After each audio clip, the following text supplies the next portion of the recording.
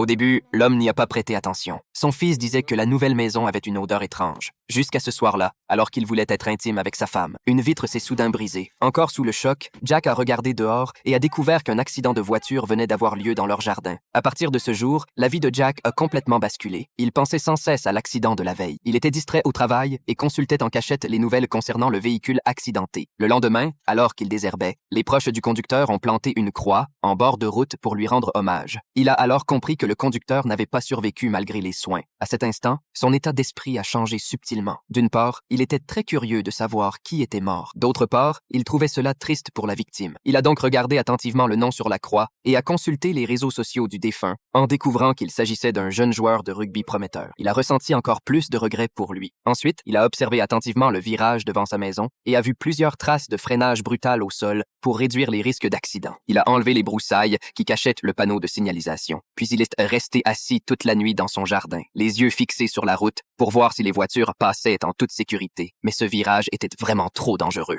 Un petit panneau d'avertissement ne servait pas à grand-chose. Il n'a pas fallu longtemps avant qu'un nouvel accident ne survienne. Ce soir-là, Jack faisait un barbecue dans l'arrière-cour. Un grand bruit a retenti depuis l'avant de la maison. Jack s'est précipité à l'avant. Il a juste eu le temps de voir la voiture responsable faire demi-tour. Il a couru pour tenter de l'arrêter, mais les fuyards ont quand même réussi à s'échapper.